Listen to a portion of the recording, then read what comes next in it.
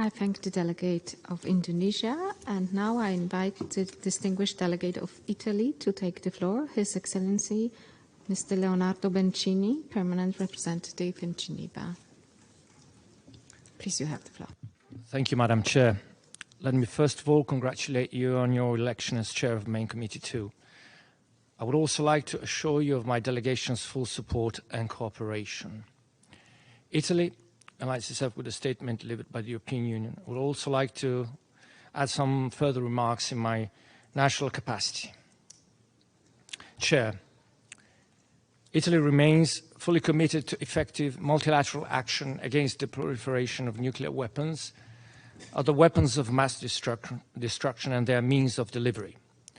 Despite the efforts made, the existence of proliferation programs and networks, the difficulty of securing sensitive materials, and the risk that terrorists might get access to them continue to pose major challenges to international security.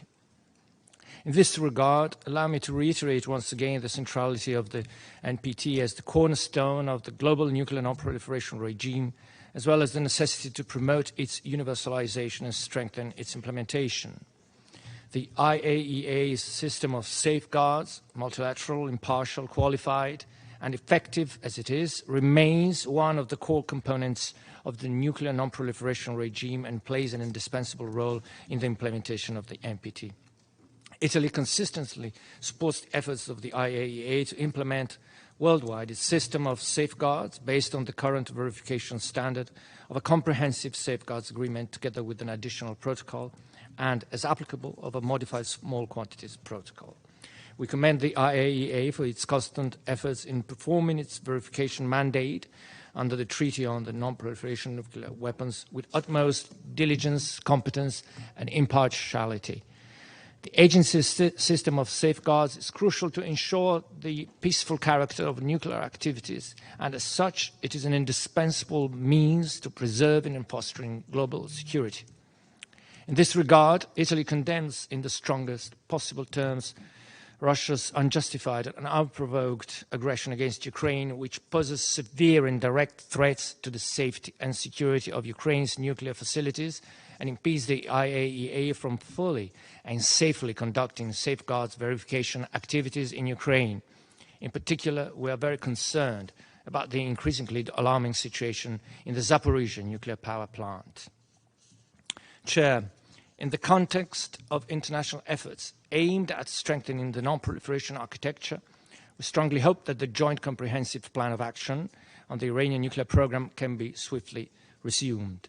We urge Iran to return to fully implement its obligations under the JCPOA without delay and to recede from its activities related to uranium enrichment, stockpiling of nuclear material, together with the further development at a faster pace of technical capabilities.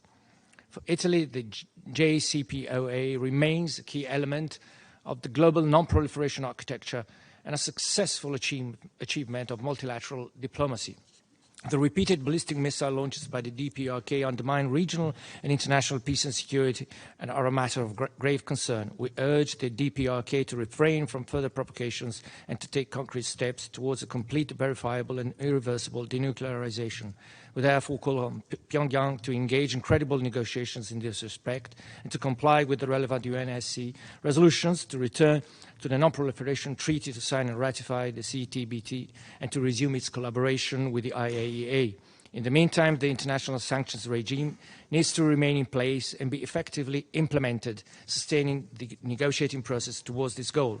Italy highly values the importance of nuclear weapon-free zones for peace and security in accordance with the 1999 UN Disarmament Commission guidelines. We therefore commend the contribution of existing nuclear weapon-free zones to attaining these goals and call on nuclear weapon states to sign and ratify the relevant protocols of the treaties establishing such zones. Italy has consistently supported the convening of a conference on the establishment of a zone free of nuclear weapons in the Middle East on the basis of arrangements freely agreed among all states of the region. It will continue to support efforts aimed at creating a conducive atmosphere and inclusive process leading to the establishment of such a zone. We highly appreciate the contribution made by the multilateral export control regimes to the goal of preventing proliferation. Italy is an active member in all the export control regimes in order to help ensure that nuclear-related exports do not lead to proliferation. We also underscore the importance of competence and security building measures in contributing to the global efforts to curb proliferation risks. In this vein, we support the Hague Code of Conduct Against Ballistic Missile Proliferation as a widely subscribed multilateral instrument that aims at delegitimizing ballistic missile proliferation. Italy remains deeply concerned by the increasing risk of weapons of mass destruction falling into the hands of non-state actors, particularly in relation to terrorist acts. In this regard, we support the full and universal implementation of the UN Security Council Resolution 1540 and its follow-on resolutions to increase national capacity in the implementation of non-proliferation measures. We reiterate our support for the universal and full implementation of all relevant international instruments. In particular, we underline the importance of the International Convention on the Suppression of Acts of Nuclear Terrorism, and we encourage all states to become party to this agreement and to comply fully with its provisions. Italy also deeply values the entry into force of the 2005 amendment on the Convention on the Physical Protection of Nuclear Materials, as it enhances the scope of the Convention and expands cooperation amongst states in countering the risk of nuclear terrorism. Thus, it represents an essential step in strengthening nuclear security. We encourage the states parties to the Convention that have not already done so to promptly ratify the amendment. Italy would also like to emphasize that NATO's nuclear sharing arrangements have been and continue to be fully consistent with the NPT and fully compatible with the NPT obligations of NATO allies. Let me therefore recall that these arrangements were already in place when the treaty entered into force in 1970.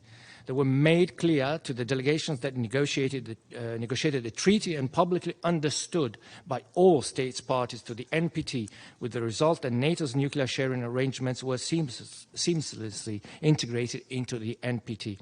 I thank you, Madam Chair. I thank the delegate of Italy, and now I invite the distinguished delegate